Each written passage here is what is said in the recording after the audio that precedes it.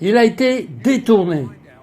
Vous allez découvrir ce que les patriarches juifs savaient sur le mystère de la puissance de donner la bénédiction juive.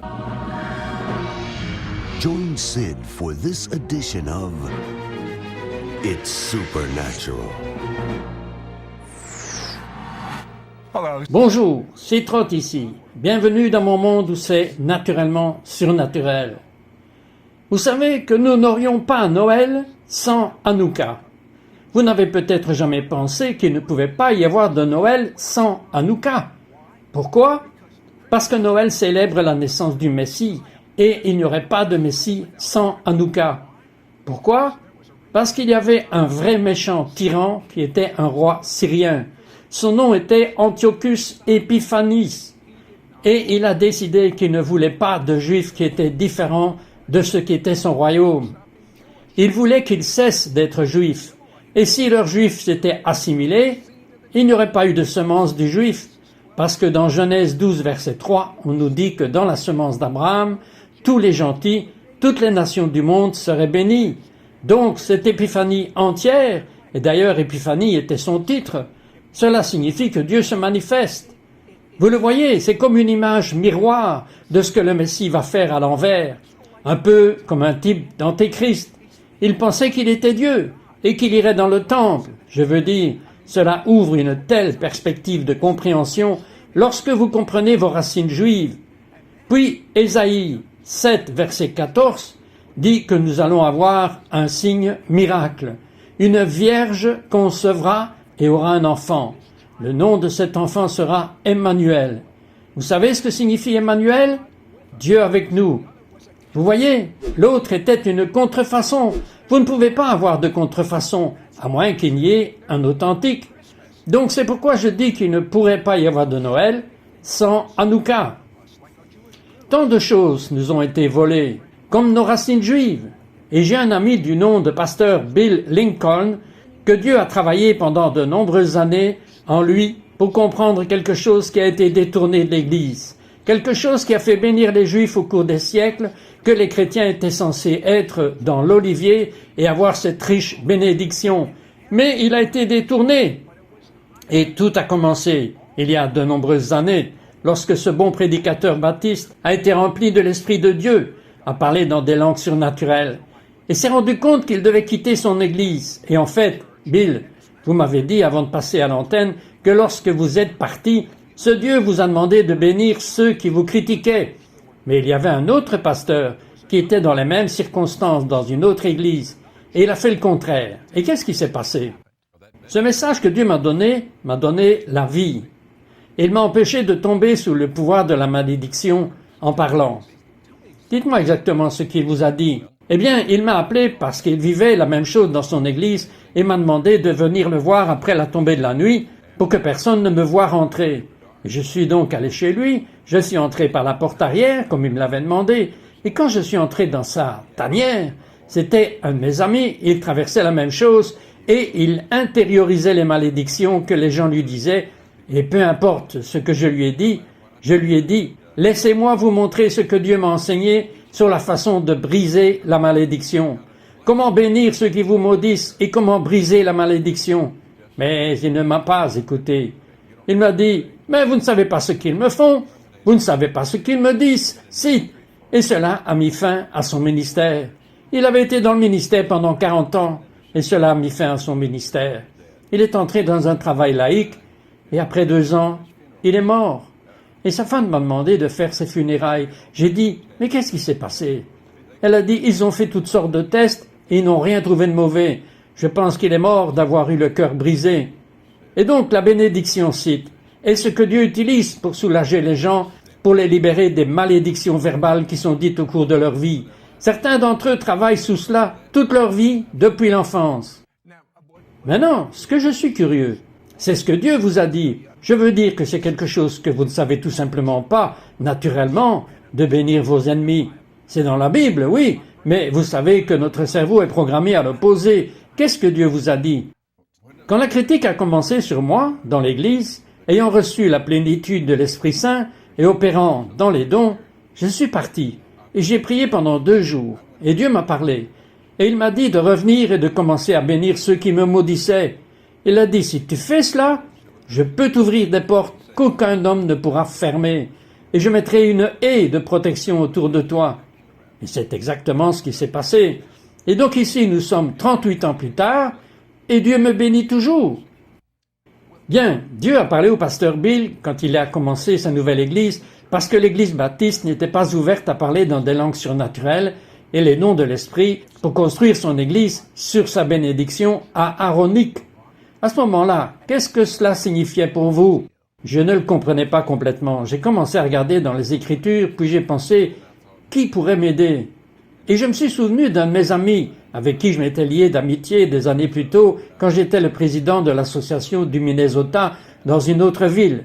Il était pasteur d'une église baptiste, un rabbin juif, et je l'ai appelé. Il était à la retraite.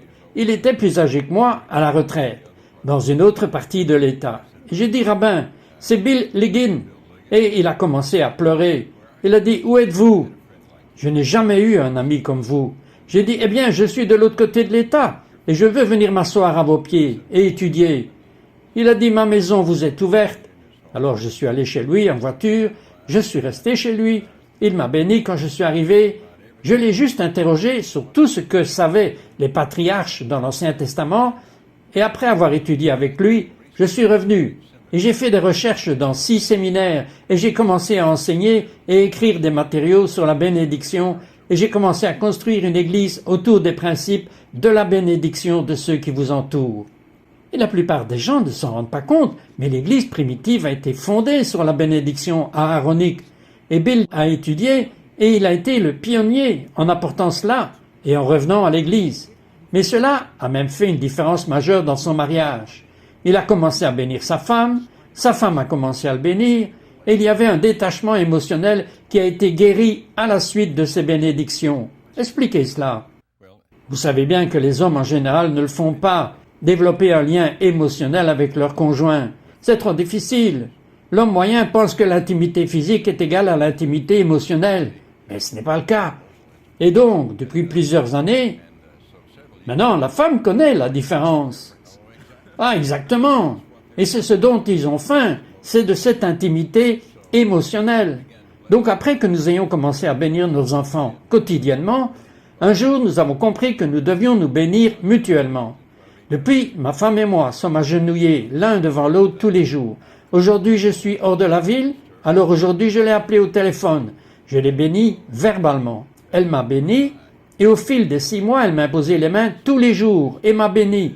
J'ai remarqué que l'intimité émotionnelle se développait.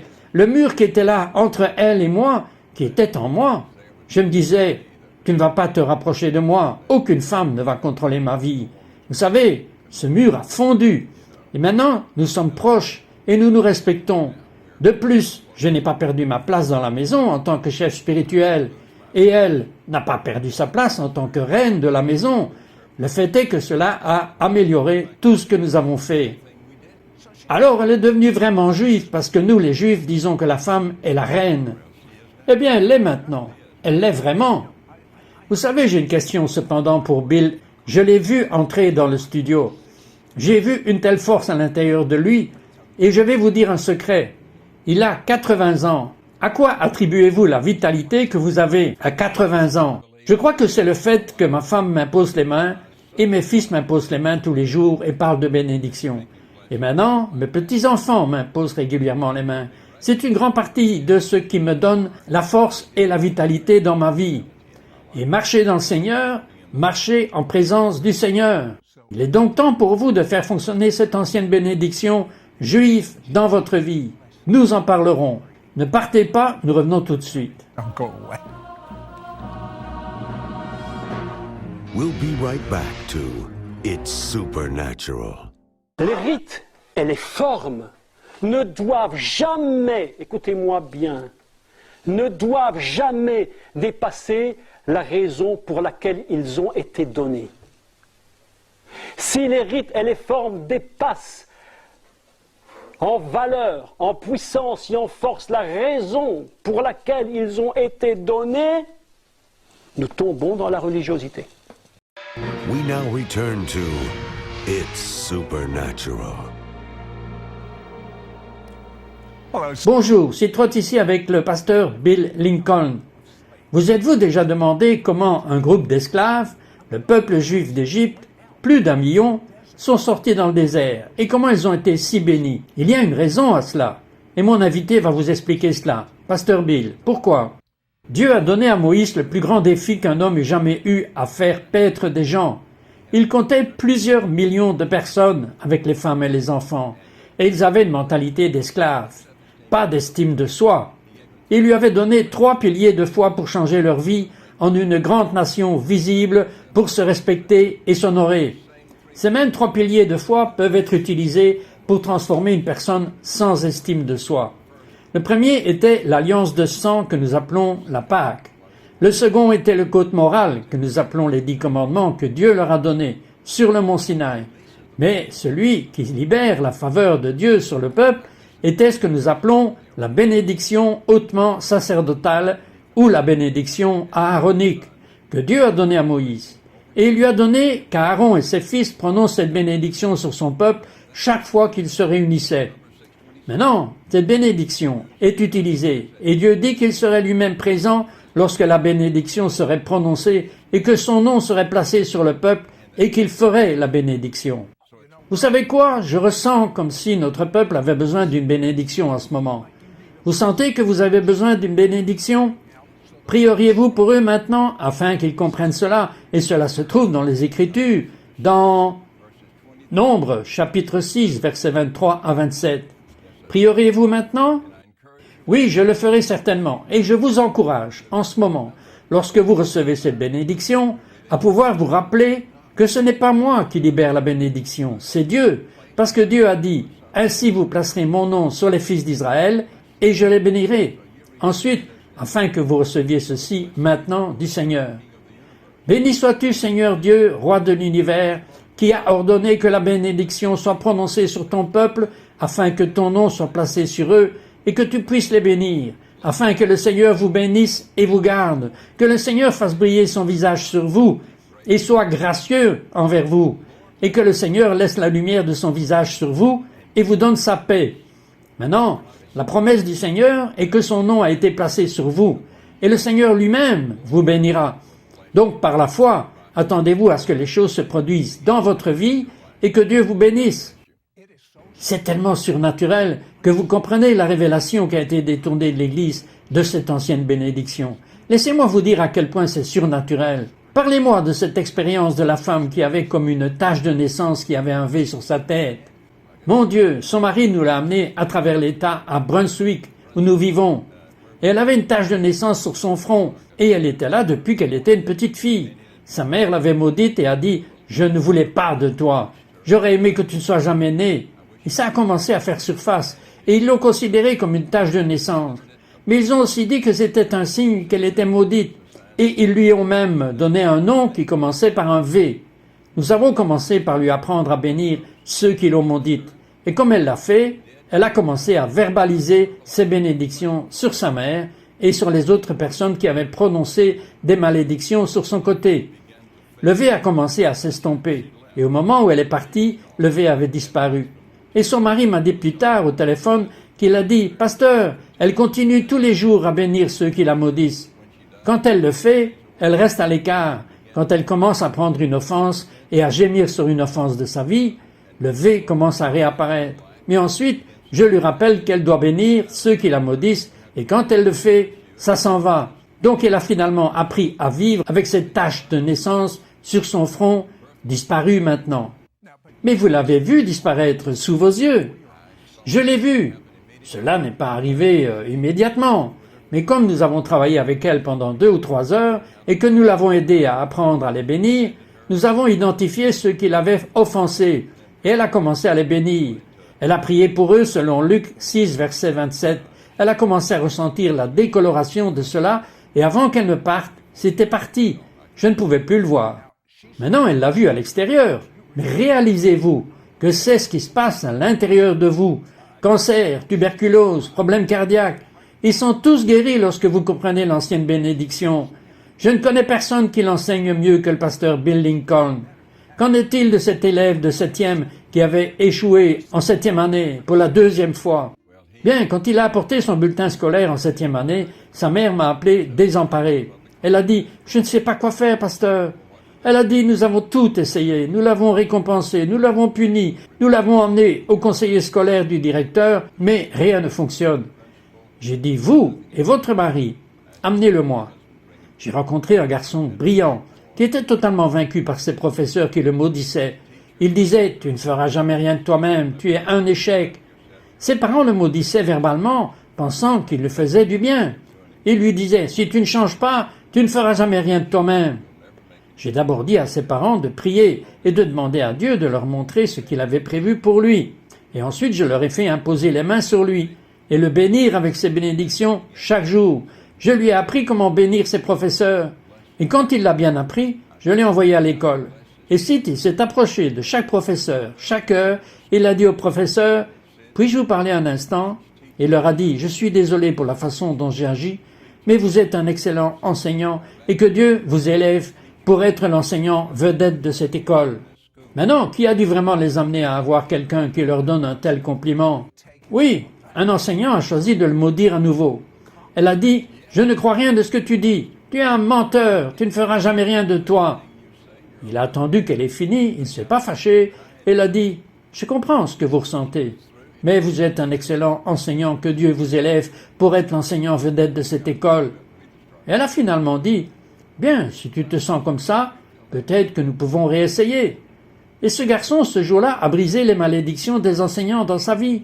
Il a pardonné à ses parents. Ses parents ont commencé à le bénir. Il a terminé cette année-là avec tous des A et des B. Et il a été invité à s'inscrire dans un programme de formation de pilote et est finalement devenu pilote d'avion et a commencé à piloter des avions cargo à travers le monde.